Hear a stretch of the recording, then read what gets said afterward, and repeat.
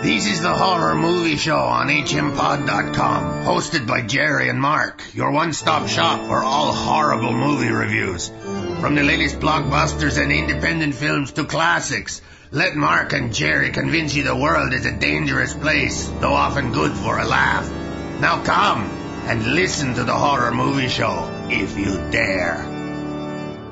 Howdy, folks. Jerry here. And Mark. Bringing you the latest episode of the Horror Movie Show on hmpod.com. Also, The Crypt, Eli Roth's mobile app. And where else? iTunes, some guy down the street. Available at your nearest computer. Yes, there we go.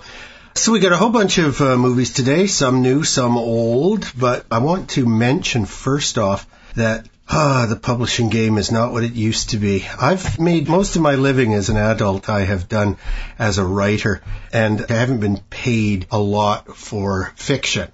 Yeah. A little bit here and there, and some comedy writing and stuff, but mostly I've written for magazines, trade magazines, that sort of thing, entertainment rags. Anyway, I saw on one of the many horror Facebook pages or websites, I saw there was a little competition going for material. It had to be about zombies. That was really the only prerequisite. So the collection that these stories would be gathered and put into would be called Zombified 2, this being the second edition. Mm-hmm. So it's a little tiny press somewhere in the U.S., and I thought, yeah, okay. So I wrote a couple of zombie stories and fiddled around and toyed with them, let a friend or two read them and give me some feedback. And I submitted these. And, okay, the first one, rejected very quickly. Okay, whatever, I've been rejected plenty of times. Right. By women. As well. Okay, no problem. However, the rejection was along the lines very, very short, not interested. Okay, so, all right, well, thanks a lot. In fact, it was worded, this story had my interest, so we won't be using it. And I wrote a note to the supposed editor, and I said, you mean it had no interest? Right, that's what I meant. So, okay, right off the bat, the editor can't say what she means, so I thought, this is who's judging me. That was a little annoying. And then I get a note the next day, an email saying the second story that I had submitted, the longer one, that had been put into the still being considered file. So it made it to the second step in the process. And then a few days ago, I get a note from this same woman, and all she's done is self-publish some fantasy novels. Right. She's not a professional. She's not a writer. She's a hobbyist. Right. And her note on the second story was, well, it made it into the second read, but it was too boring. Really? I thought, wow. A rejection letter used to be along the lines of, it doesn't suit us at this time, good luck. Yeah. This was like, crap, take a hike. Nice. Nice. I was like, wow, obviously it got under my skin, or I wouldn't even be talking about it right now. Yeah, well, but I mean, but for somebody with an extremely fragile ego who didn't consider themselves a writer, they'd be crushed by that. Her telling me that it's just boring, and just what she's saying to everybody whose stories are rejected, and they probably had hundreds of them. Right. But harsh. Yeah, talk about harsh. I mean, here's a person that puts their time and energy to do something, to actually submit something. Yeah. And then her reaction is that, oh, well, you're just boring me. Completely dismissive. I mean, instead of saying, well, thank you for participating. Better luck next time. Yeah. Yeah. No, it was mean. And as I say, after the first rejection, because I didn't have a name, I just had the email address. But I checked this woman out and her self-published books. Self-publishing, I don't know if it's just young people or it's just sad, desperate people, but being self-published is not the same as a publisher saying, we like your story, we're going to put money in making it better and getting it out there. Not at all. This is just a hobbyist. Yeah, that wants to put their stuff out there regardless of what people think. Yeah, and it doesn't matter. Now, I could do that. I could write another 10 zombie stories and self-publish them and put them out on Kindle. and there's very little expense for me. I can, design a cover in 10 minutes with an image stolen off Facebook. It's just the utter insensitivity, and it really must hurt some people who haven't got any sort of a thick skin. I've been rejected by way better. Yeah. Yeah. and you kind of wonder, okay, what does she consider, good? Yeah. I mean, just because it's not her cup of tea, doesn't mean that it's bad. No, and what she's written are these sort of drivelly elf love stories and stuff like that, just the absolute worst crap I wouldn't read if my life depended on it. So anyway, folks, when the collection Zombified 2 comes out, boycott it. Crush them. In fact, send her emails saying, "Where's Jerry?" That's right. What the hell happened to Jerry? Won't buy this collection. I like the business model they had, which is that, say, 15 people contributed a story each. Yeah. And it gets published. There would be a cheap print version, I believe, but it would mostly be sold electronically. Whatever money is left over after costs would be divided equally among the writers. And I thought, what a lovely socialistic sort of system for doing business. Yeah. But good gravy. Just the insensitivity of this woman just leads me to believe that you can't expect amateurs to know the business. Yeah. And I'm not saying that my story was great, although it was, so I am saying that. But I can't imagine, having read her stuff, what she would consider good. What would be necessary for her to want to publish something? Not enough sex, I guess. Yeah, maybe. There wasn't a single zombie undead sex. Elf. Yeah. Zombie sex. I needed an undead elf making love to a dead unicorn. Next time. That horn has more than one use. All right, enough of my childishness. Let's get on to some movies. And we're going to start with the latest entry in my favorite series, Paranormal Activity, The Marked Ones. It's a 2014 movie directed by Christopher Landon, written by Landon, and Oren Peli can be blamed for the original Paranormal Activity movie. Yeah. It stars Andrew Jacobs as Jesse Arista. I think it's funny because these are supposed to be like what Los Angeles Latino kids. I think it's LA, right? Yeah. It must be. And yet 2 of the 3 main characters are not Latino. You have Andrew Jacobs, he plays Jesse Arista. Jorge Diaz plays his best friend Hector Estrella. And Gabrielle Walsh, another distinctly non-Latino name, she plays Marisol Vargas. Oh yes, they're all olive-complected and dark-haired. Well, she might be half and half. Her father might have been Irish or something. Yeah. Anyway, it's kind of odd. These kids talk like they're doing a Cheech and Chong routine.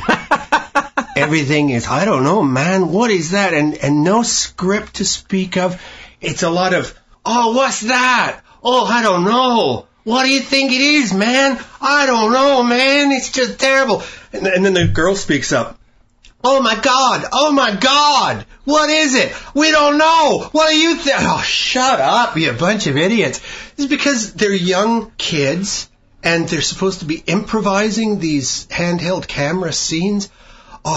Such a stinker. I hate these movies. That at all. You liked it a lot more than I did, didn't you? Yeah, I did. Actually, I was intending on not liking it because the others have been so bad. The other ones, after you see one of them, you don't need to see the rest. Mm-hmm. Whereas this one wasn't like the other ones. Mm-hmm. And I enjoyed that aspect of it. Although they have some connection to the rest of the movie. It's something like 4 years after the... But what is it? Was it like their mother? Was she like the maid for these I people don't know. I don't know them by the details. Yeah, because I know is that there is a connection. The characters from the earlier movies show up at the very end of this movie. Because you haven't seen all of them.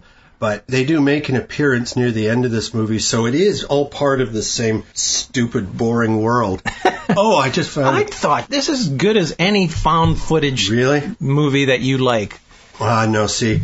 To me, yeah, I mean, no way. They will always be making these things because the budget for this was $5 million, and they've made at least $35 million on it so far. They really, really, really didn't have a writer for this one. Oh, I disagree. I thought it was natural. I thought the older people in it really filled out the ranks of the younger people. Not a lot. The mother, there's their neighbors, the old lady downstairs that was doing the bruja, the rituals and things like that. Yeah. And I thought that whole aspect, and then them going down into the cellar of the old lady's place after she's died and things like that.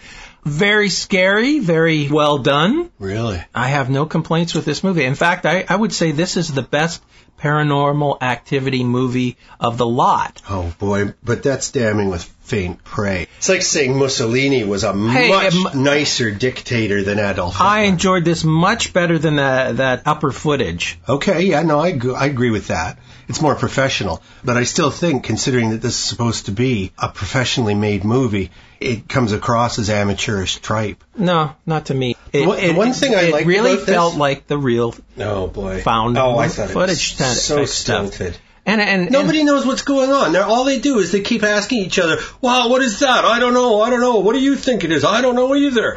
Oh, shut up, you know-nothing idiot. Why doesn't the director tell you what's going on? Because they don't know what's going on. And wouldn't you be frightened too? Yeah, well, I wouldn't keep holding my damn camera. I'd get the hell out. That was the one thing about this movie that got to me, is the fact that, they are being chased by monsters, but they are recording. Oh, it's so stupid. It's so stupid. Last week we talked about the terrific movie The Sacrament. You know, well, that's like a news crew. So, yes, it's on video. The upper footage, well, they're horrible little brats, but they're documenting their miserable night of fun. This movie is like a little punk teenager buys himself a camera. And then he films everything. I mean, he's asleep in bed and the camera is running and in the... What? There was a few instances where you were kind of wondering why there is a camera. But at the same time, like I said, I mean, I enjoyed this much more than some of the movies I watched in the last couple of months. The only thing I liked about this movie, as far as scares go, is that a couple of times the young man, the main character, he's the marked one. He's the one with the strange bite or whatever it is. The lights will flicker and go out. And then they come back on, and the corner of the room is being sucked into a vortex. Yeah. And then there's like a explosive bang, and the kid is back hanging in midair for just a moment, and then the lights go out again. But I thought that was nicely done, but there isn't enough of that. And near the beginning of the movie, the first young dude who's been marked, they show his arm. Look, you've got the same mark I do, and you can see like bugs crawling under his skin. Yeah. But nobody says anything about it. Nobody goes, hey man, did you see that dude had like bugs under his skin? Did you know? No, man, I was like way too stoned. This is the Cheech and Chong version. Well, that's how it sounded to me. They're all man. Hey, let's have a talk, man. Yeah. No, if they were stoned as I was, man, you'd see bugs under your skin too.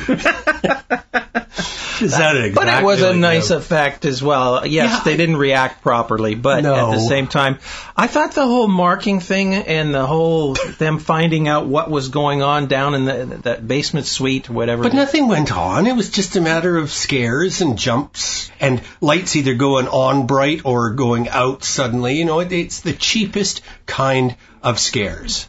It's not done with good writing or good acting. The whole series has been that way. Yeah, exactly. Cheap. Exactly. To say that this is the best movie of all of them is to say that this deserves 2 out of 10 stars. You know. No, I'd give it a 4 or 5. Oh boy, I would not give it 5. I would not give it a passing I think grade. It's watchable. It took me a few goes to because you come in it with a real negative attitude to start with. Yeah, no, I know they'd have to convince me. They would have to really surprise me to make it good, and I don't think that they do. I thought it was very realistic. And I agree. It is better than the other ones. At least these kids were likable. Yeah. Although I thought the Hector, the friend, was kind of a whiny little ism. But, I mean, the white people that we follow in the first few, they are horrible, and I just wanted the worst things to happen to them. Yeah. The family life, the trail of the family life and the mother and the relationship. Yeah. I thought that was all ran very naturally. Yeah, that was okay. like I said, I was expecting a lot worse. No, it's all the scary stuff is just handled really badly. I thought it was pretty suspenseful, and I thought some of the special effects were really well done. Like you said, your opinion is wrong. The corner of the room goes vortex. It almost springs back at you like a balloon or a black hole suddenly appearing. That was well done, but there's not enough of that. And it's all done on such terrible green infrared stuff. Yeah, it's just annoying because there's no detail. It's just... And the black eyes and things like that. Oh, just I love that stuff. I got shots of my kid like that using the... That's something to remember him infrared. By. Okay, let's get on to what is obviously a better movie because anything would be better. All Cheerleaders Die. That's a remake of an earlier movie. 2013 movie written and directed by Lucky McKee and Chris Sivertson, who made the earlier version of All Cheerleaders Die. This one, the story is significantly better, more complicated, I thought. Stars Caitlin Stacey as Maddie Killian. I don't know how to pronounce this girl's name. Shanoa Smith McPhee, who is the sister of the young fellow who starred in The Road. Brooke Butler as Tracy Bingham. That name rings a bell. They might have borrowed that name from somewhere. And Amanda Grace Cooper as Hannah Popkin. Great looking cast. This is probably the best looking bunch of young women I've ever seen gathered together. Yeah, sure, why not? Yeah, great looking group of cheerleaders. It starts off like a handheld camera footage kind of thing, where this girl's doing a documentary of the cheerleaders, where the first one gets killed. Oh, yes, that's right. There's a sort of an argument as to whether cheerleading is a physical sport or not. Yeah. And she says, after already mentioning that more serious spinal cord accidents happen, this girl says, well, watch this, bitches. And it's flung up in the air by the guys, and she comes down on her head. It's just like a crunch. And so 3 months later, she's dead. Yes. Yeah, she died. And there's an opening on the squad. Yes, that's right, yeah. So this young woman, Caitlin Stacey, playing Maddie joins the team, but she's really joining the team because she's kind of an outsider, and she wants to... Make fun of them? Yeah, she wants to take her revenge on the football players and the cheerleaders. But she realizes she's fitting in, and she starts to enjoy the attention and being one of the popular crowd. And things change. Things go wrong. Oh, I like the way this movie goes because you don't expect it to go the way it did. Mm-hmm. The cheerleaders and the football players end up at a party in the woods. Yeah. Big bonfire and everything like that. And then you find out the different relationships between the football players and the cheerleaders. And the football players are a bunch of asses. Yes. They're not nice. They're only in it for what they can get, the most poontang they can possibly get. And the girls, they rank themselves as who's dating the best player. Yeah. Well, they're all shallow. The head cheerleader has to be with the quarterback. Right. And stuff like that. Very shallow. Anyway, a fight breaks out at the party, and some of the girls are roughhoused.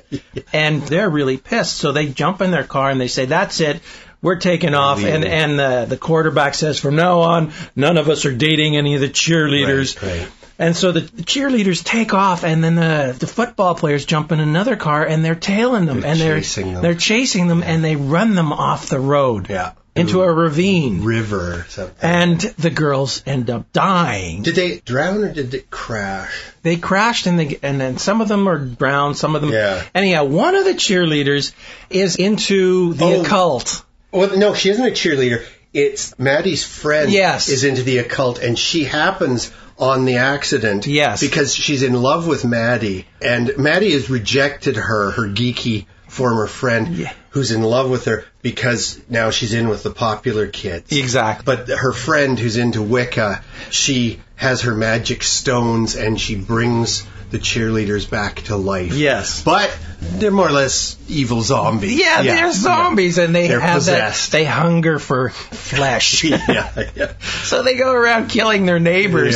Yeah. And I thought that was funny. It was. It's a black comedy. It is a black comedy, and they look good as zombies. Oh, they're the hottest zombies you'll see. Yeah. Yes, they have no rotting flesh on them. No, but they have the goth look. Yeah, yes, that's right. Yeah, suddenly the cheerleaders are dressing in black. So the cheerleaders are kind of pissed with the football players for running them off the road.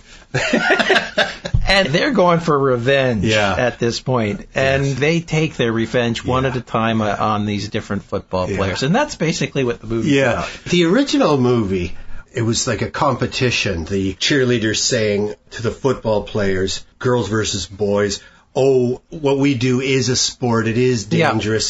So the boys invite the girls to a cabin in the woods with the intention of making them go through football training. We'll show you how tough we are. Right. And how easy you've got it. And they wind up killing them, and Bob's your uncle. This is a valid concern with cheerleaders. Oh, sure. They won't insure cheerleaders Is that right? in the colleges. Right. Cheerleaders are getting injured, right? And they're getting injured badly, just like the football players. And the cheerleaders want to have some sort of insurance and compensation for this insurance. Yeah, I can see that. And there's a whole big debate down in the States on that subject. And I agree, it is a very dangerous sport. Sure, yeah. The things that they do, the athletics that they do. The stupid, dare I say stupid things they do? For the team. Yeah. And it's done for free, and they get hurt for the rest of their life, and they're not compensated whatsoever. Well. So I can understand that point of view of it. But this movie, it starts off with that, but kind of leaves it behind. Oh, yeah. No, that's just the setup. It's a witchcraft, zombie, living dead movie. But it's lots of fun. Now, the next movie we have is called Vamp, also called Vampire University. Also a 2013 movie, written and directed by Matt Jesperson and McLean Nelson. Stars Julie Gonzalo in a double role as Chris Keller and also her mother, Mary Lipinski. I didn't realize that until later on in the movie. Oh, yeah. Well, different hair, different makeup. It's true, I didn't notice immediately that they were the same gal. Adam Johnson plays Wayne Gretzky. Yeah. Not the Wayne Gretzky. Yeah. Another Wayne Gretzky. And in fact, he's an undead vampire from centuries ago. Mm. So he's the, as he likes to say, the original Wayne Gretzky. Yeah. Gary Cole, who is always so funny, as Wayne's pal Arthur Levine. And McLean Nelson, one of the writer-directors, plays Fred Green, a really boring guy. Gary Cole, you might remember him. He was the awful boss in Office Space. Mm. You know, we're going to need you to come in on Saturday. Uh-huh. Yeah. Well, I can't make it on Saturday. Yeah. Well, we'll see you on Saturday. Yeah. No, I can't be here. Yeah, Saturday. And he wonderfully plays the father, Mike Brady, in the two Brady movies. The funny Brady movies. Yeah, very Brady sequel. Now, I thought these two, All Cheerleaders Die and Vamp U, would be a great double bill. Mm-hmm. You know, because they're both really stupid movies about college life.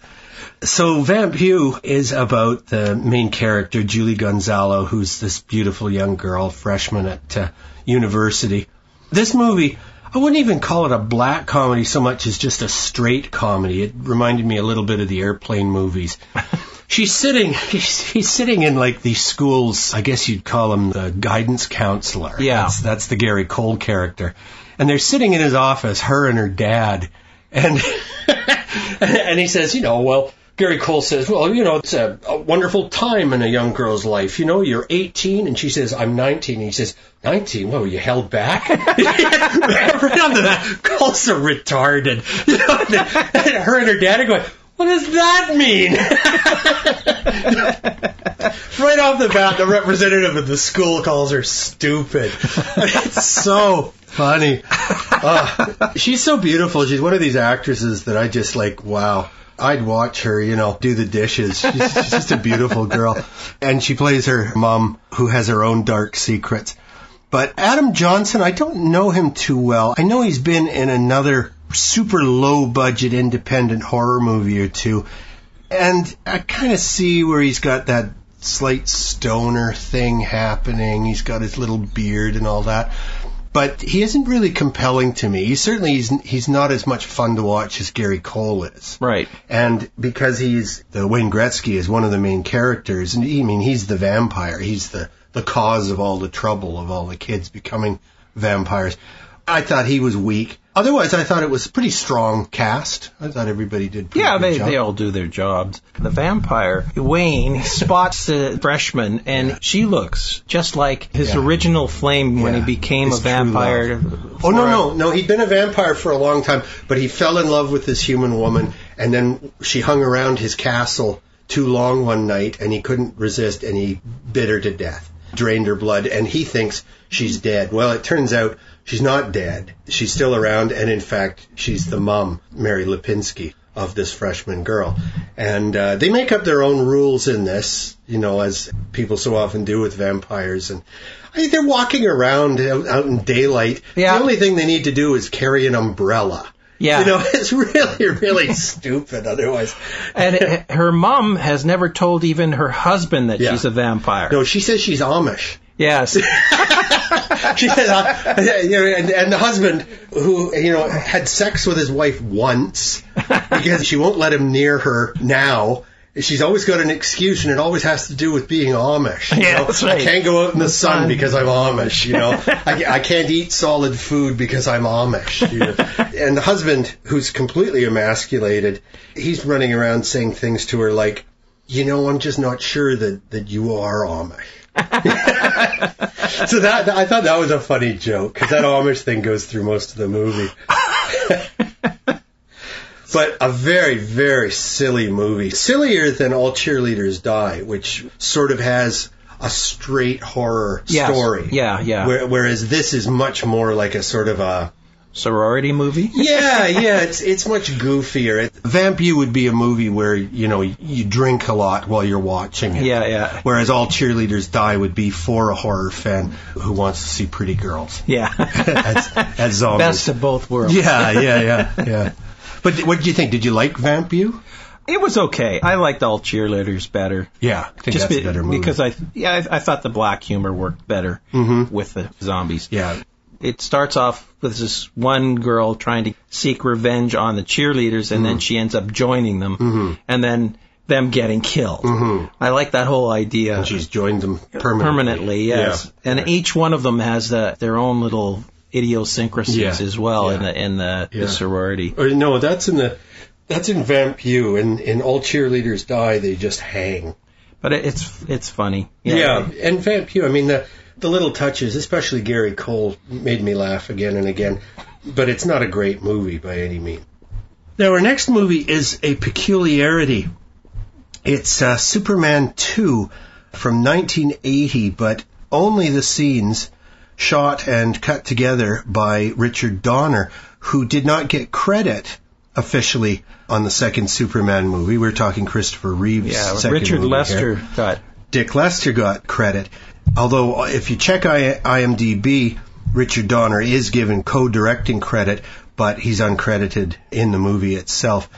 Standard cast: Christopher Reeve as Superman, Margot Kidder as Lois Lane, Gene Hackman as Lex Luthor, Terrence Stamp as General Zod. So probably everyone on the planet over the age of 12 is familiar with the original Superman movies. This is the one where Clark gives up his powers so that he can have sex, so he can be with Lois Lane. But the weird thing is, they have sex, and he hasn't lost his powers, and then he decides to give up his powers. But they're already in bed together. Yeah. When he's still Superman. Now, there's a very, very funny and interesting, if you're a Superman fan, a very interesting story in point form by, I can't remember who the science fiction writer is, but he says, okay, let's say Superman and Lois Lane had sex. And let's say that Superman didn't tear her to pieces in the throes of passion, that his super penis didn't, kill her, right? Let's say that his super ejaculation didn't come roaring out the top of her head. Let's say that every sperm didn't bore holes through her body in all directions and cause her, just one thing after the other, why a Superman and Lois Lane could not ever have sex, because every step along the way, it would be too much for a weak human being, right? Okay. So, an interesting idea. But unlike the Lester version, in this Donner version, they do have sex while he's still Superman. Yep. What the hell happened? How did she survive? How do you know they had sex? They were just in bed smiling. They're in bed naked and smiling, cuddling the day after. Yeah, well, they're smiling a lot. Anyway, I just thought that's funny. He's like any guy. He wants to test the merchandise before he commits. So before he gives up his superpowers, this is in the original movie as well. He flies her to the Fortress of Solitude. He gives up his powers, and then what? They walk out. They walk from like thousands of miles up in the Arctic wastes. No, somehow they get a car.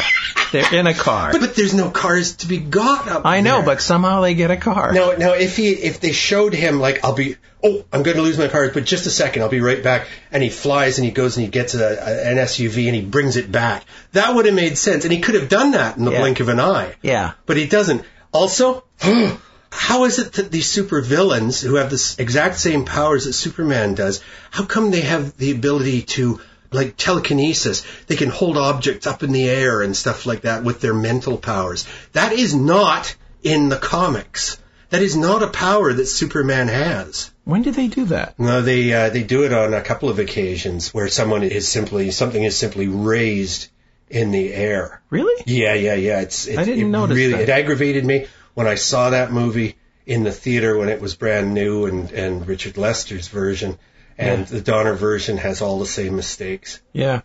Now, I'm not saying that Superman 2 was even a good movie. I enjoyed the Lester version. I enjoyed this version for the fact that it actually rounds out the relationship between his dad and him. Right. There's a lot more of Jor-El, the Marlon Brando character. Yeah. And in fact, his mother doesn't even show up, but she is in the second one of the Lester version. Yes, she's correct. In fact, he didn't want to use any more of the Brando stuff, so he brought in Susanna York playing Lara, Superman's mother. Lester, the way you get your name on a movie is you have to have directed more than 50% of it. Right. So Lester actually added scenes just so that he was more than 50% of Donner's work. Right. Now, you were telling me before we started recording today that you thought the Donner version was better than the Lester version. Yeah, when it came to certain aspects, I like the whole relationship with his father, the relationship with Lois Lane. They threw in a bunch of stuff in the Lester version that didn't need to be there. The whole Eiffel Tower scene at the very beginning. Right. Completely unnecessary. See, to me, the Lois Lane stuff was so boring. It was all, I'm going to prove that you're Superman, Clark. I'm going to prove it. I'm going to throw myself out this way. I'm going to throw myself off Niagara Falls. I'm going to do this. I'm going to do it. Oh, shut up, Lois. Why doesn't he just seal her mouth shut with his She didn't jump off the... No, that was Lester, actually, knocked her off the Niagara Falls. Oh, No, that was a little kid. Yeah, there is a little kid, but Lois does it in the Lester version. Is it? It's been a while since I only watched the very beginning of the Lester version just to see what the difference were. Right. And I thought the Eiffel Tower stuff was at the very end, there are some shortfalls, and even Richard Donner didn't want to do this at the beginning. They approached him back in 2002. Right. It took them 4 years to convince him to allow them to attempt to reconstruct his movie. Right. And he wasn't even associated with it at first. Right. And then they called him in and said, please come and help us. Yeah. And then he started in on it, and then he actually got into it after a while and tried to make it as best he could. Now, did he direct the first one? Yes. Yes, he did. That's why so much of the footage that wasn't used in the first one is in the second. Exactly. Right. And the end of the first movie was supposed to be the end of the second movie. The spinning the world backwards and thus obviously reversing time. So now in the Lester version, he kisses Lois Lane to make her forget everything. Yes. Now Richard Donner and the writer hated that. Really? They really hated that. That's why they put the ending of the first movie, tacked it onto the second, because originally it was supposed to be there. It was so stupid in the first movie. It's even more stupid. I know it is. It's simply reversing even if Superman had the power to stop the Earth. To turn the rotation of the entire Milky Way galaxy around, it wouldn't reverse time. No. Because the Earth is a tiny thing. The Milky Way galaxy, in terms of the universe, is a tiny thing. Time just doesn't work that way. Simply by stirring the pot a different direction doesn't mean that your food uncooks. It just doesn't work that way. That's not how physics... And neither does a kiss make you forget. Yeah, well, no. But that wasn't a kiss. That was sucking the air out of her brain. That was depriving her of oxygen. Oh, in other words, he's doing brain damage. He's damaging her just enough to selectively destroy that part of her brain. But both Donner and Lester both have Zod or one of his two henchmen lift something up in the air simply with their minds. And that's ridiculous. They can do stuff. They can super cool with their breath. They've got heat vision. We know from the first movie he's got X-ray vision and stuff. We never in any of the Christopher Reeve movies ever see the more interesting stuff like the microscopic vision or the telescopic vision, which I always thought was cool. Superman can be, sitting in his office as Clark Kent, and he can look up and see what's going on a planet in another galaxy. His telescopic vision. That was never really a staple of his abilities. No, but he could do it. Somebody must have wrote it in one of the comics. And I've never seen that. Really. No, I'm going back to the 60s here. Yeah, I'm going back to 60 when I comics. when I was a child. Yeah, and I don't think that anyone else in the 70s ever used that ability. Because all they were about, once into the 70s, all Superman was about was muscles. All he was about was strength. He no longer had to work his brain to figure things out. Batman's the smart one, Superman's the strong one. And I had no interest in keeping up with the comics after the 60s. But they also tried to make him less powerful in the 70s. Oh, they've done that several times. Yeah. And I always think it's a cop-out because little by little he creeps right back up. I mean, when he's all-powerful and you cut his powers by half, he's still all-powerful. That's like half of infinity. Yeah, exactly. He's God. Okay, now he's just half a god. Well, now he's a demigod. Yeah. No, but you know what I mean. It's silly. How can you cut an infinite in half? You still wind up with two infinites. Well, I don't know. So overall, I would have to say that the version put out by the studio to me is much more entertaining. To me, it was much more like one of those comics from the 60s. The villains were truly stupendous and villainous. But all those Christopher Reeve movies are pretty lame. Yes. Get right down to it. They don't hold up. The other thing I didn't believe a man could fly, no matter what they said. The other thing I liked about the Donner version was the whole Gene Hackman character was a little more elaborate. And his whole... More yapping. And the banter he had with Zod. Right. Every time he would do something for Zod, Zod would promise him something, and then he would say, we're going to kill you. Yeah. We're going to kill you. And then he'd go, wait a minute. I got something else for you. Yeah. And I thought that was good. I don't understand why Zod's loyal followers don't carry out his orders when he gives them. Yeah, exactly. Because Lex should have been dead immediately. Yeah. The first time that Zod says, kill Lex Luthor. I like those little instances better than the original, but I can't say that I like either of the movies. No. I thought the first one was the only decent movie, and that was it. Do you know the one that I like best of the Christopher Reeve Superman movies? The one I like best is number 4. Really? With Quest for Peace, with the solar-powered supervillain, and as long as he's in the sunshine, he's stronger than Superman because he's made from Superman's own DNA. But all Superman has to do is get him in the shade and he crumbles. But anyway, that to me, again, like number 2, it reminded me of the old comics. That's it. I thought it was too much comic. Right. And I don't like the 60 comics. Oh, okay. I don't like the 70 comics. I like comics from the 90s forward. Right. When it comes to Superman and Batman and stuff like that. Because I just thought it was just... I can't stand even reading it. It's like when you read an old comic, it's like 90% of the picture is dialogue. Yeah. It's like 90% of every single one. I was always a reader. Okay, let's get on to... and I will say this. To be fair to Richard Donner, he had to just use what footage was available. He had. He wasn't able to finish shooting his version, and of course he couldn't have shot any more footage because everybody's either dead or... Oh, they did shoot some more footage. Yeah, but I mean, there was no new stuff with the main characters. The last scene with Lois Lane is a double. Double, yeah. It's not her. Yeah, no. There was a couple scenes where he actually used his own hand picking up objects and stuff like that. So they did kind of for continuity. They did, and stuff, they did do some pickups. Yeah, but you know what I mean. He had to basically use the stuff from 1980 that he'd already shot. Yeah. Okay, we got one more movie to talk about. This is a movie that I saw when it was new in the theaters, but this is another one that Mark heard about online and thought we should watch it, and I'm all for it because I enjoyed it then, and I think I enjoyed it even more. I watched it last night. It's called Theater of Blood. It's from 1973, so I would have been 14 when I saw it. Directed by Douglas Hickox, written by Anthony Greville Bell and William Shakespeare. I throw in Shakespeare because there's a lot of quotes. Yeah.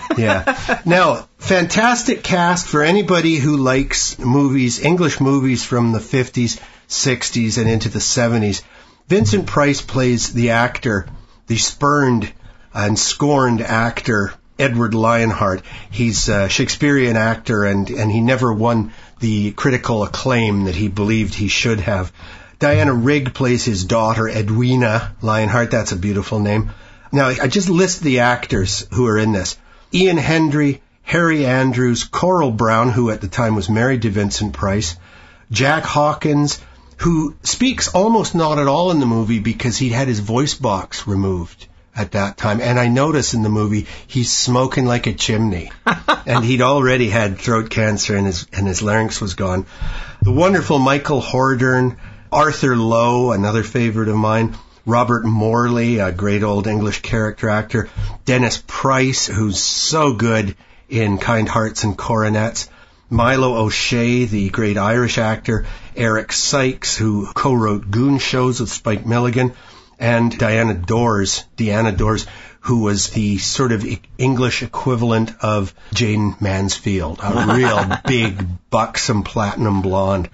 So all these great actors play, with the exception of Milo O'Shea, who's the cop investigating, and Vincent Price, but all these English character actors, they're the critics. And the idea is that Vincent Price's character, the spurned actor, Edward Lionheart, he's going to use his last year's string of plays, his last repertory of plays, and he's going to kill each critic the way somebody dies in each one of these tragedies or historical dramas by Shakespeare. Yeah. As he's doing it, he's boring them yet again with his soliloquies and blether from Shakespeare. It reminded me a little bit of Batman, the troupe that he put together, you know? The Joker? Huh? You know, the Batman, the series, the 66 series, where they had a troupe of people playing different parts and being outrageously out there. Yeah. And then he would... Yeah, big-name movie actors who were maybe a little old or a little past it. So he had, like, Otto Preminger playing Mr. Freeze. Yeah. Cesar Romero and Burgess Meredith. Yeah. I see what you mean. Yeah. And the because way each one of these critics... They have their own little scene with Vincent Price, and each one of them has a horrific death. Yes. Robert Morley, for example, as happens in one of Shakespeare's plays, where the main character is fed her own children baked in a pie. Yeah. Robert Morley is fed his two beloved poodles baked in a cream pie. And he's enjoying them so much. He's eating it. He's yum, yum. And then the silver lid is drawn back on the salver, and he sees their little cooked poodle heads. It's nasty. This is a nasty damn movie. Yes, and when he starts killing critics, the critics themselves realize something's going on. Shortly. They band together to try to figure out who's killing them off. Right. And then when they figure out... Because they believe that Edward killed himself. Yes. That he flung himself into the river. Because of him not getting the award. Yes, yeah. And as it progresses, the movie progresses, they realize that they're being killed off in Shakespearean fashion with all the different reviews that they gave this guy. And in the order that he performed the plays in the season. In the season. Yeah. Very well done. I enjoyed the pompous aspect of it. Yes, yeah. And everybody was so outrageous. I think everybody is English except for Vincent Price. So they do lay it on pretty thick. Yes. The plummy accents and so on. And they all look like they're having so much fun. Mm-hmm. And Diana Riggs, who plays two parts, I knew she was playing both parts. Right. She didn't fool me at all. Right. And it's revealed at the end. Yeah. Now, this movie, 1973, it has a lot of aspects in common with movies like Saw, for example, because it kind of torture porn in its own way. Yeah. And so it's like Hostel. It's, in these critics, there is a nasty black comic streak running through this movie, but these guys are being killed in the most hideous, horrible way. The guy who's drinking wine all the time? Yes, he's drowned in a vat of Momsey, just as another Shakespeare character. And the nice thing about it is that the critics are dying, yes, the way Shakespeare intended it, but at the same time, Vincent Price will pull out lines from their review. Yes, yeah. And usually when he's revealing himself, like with the Robert Morley scene, when he's already been enjoying his poodles, Vincent is all done up like a French chef with a thick, plummy French accent and whiskers and stuff. And as he's taking it off, he's quoting the Shakespeare back to Morley and the lines from their reviews that they were torturing him throughout his old age, I guess. But very well done. Like the comeuppance to these reviews were really dictated by what they wrote. And it's well written. There's some funny lines like, well, who would ever want to kill a theater critic? And even the critics sort of go, well, actually, everybody. Quite a number of people. Did he have any enemies? He was a theater critic. What do you think? So, that's and the other thing that it's reminded me of is Vinny's always got to love Vincent Price. He's always got a sort of Schwarzenegger, Sly Stallone, Vin Diesel sort of smart aleck comment. As soon as somebody has died, it's along the lines of, pull yourself to pieces. Yeah. He's got that one line. Very, very much a movie that I think influenced or at least had its finger on what would be very popular in 10 more years. Once we got into the 80s and Schwarzenegger was making his action movies where he's the hero, what do you think, Dutch? I think he pulled himself to pieces, and it's just smart-ass lines. But Price is just a card. He's so much fun to watch. Yes, and I've seen him in some real terrible things. Sure, yeah. But he'll do anything. Yes, yeah. But he's only as good as I think his director. The script allows. Yeah, I'd agree with you on that. He's like Peter Sellers that way. Sometimes he made movies just to work. Yeah. And he needed to work maybe, and sometimes it all fit together and came across. Hey, it's so nice that Tim Burton was able to give him a nice juicy role near the end of his life, not just his working life. And it's a real shame that he died before Edward Scissorhands had been completed because there was supposed to be another scene or two. He was gone, and so Burton had to finish it. He had to finish the movie with what he had. Let's just recap very briefly. Mark liked Paranormal Activity, the marked ones, better than I did, but that's not difficult. We both liked All Cheerleaders Die. Yes. And I think we both liked Vamp You. It'd be a good double bill, but All Cheerleaders Die is more fun. Right. Although, I'll say again, Gary Cole steals every scene he's in Vamp You. Yeah. He's funny. The Richard Donner version of Superman 2 is interesting. It is interesting. It would be nice to see what he really wanted, if he could have completed some of the scenes that he wanted. Yes. I always liked Richard Donner's Superman more than Richard Lester's Superman because I thought his was more comic-y. Whose was? Richard Lester. Lester didn't take it seriously enough. Yeah. Okay. And whereas I think Donner was trying to take it a little more seriously. Right. If you look at the two different versions of the second movie, you can see that one's more serious than the other. Right. Yeah. No, Lester has always been a comedy director. Yeah. I've never really liked the comedy aspect of the Superman movies. No. I think they're just too infantile. Awful crap between Lex Luthor and Ned Beatty's character. Well, that I can handle. It's the Clark Kent character that I don't like. Oh, that's awful, isn't it? It's just the bumbling fool. cool. Yeah. You know, well, and this Donner version, the whole first half hour is all about Lois Lane drawing on a picture of Superman, drawing glasses on, changing the hair slightly, and it's like, yeah, okay, that's Clark Kent. Anybody would be able to see that. You're not that clever, Lois. But that's the whole thing about the Lois Lane character, is that people said she's supposed to be this hot reporter who can't figure out her partner is Superman.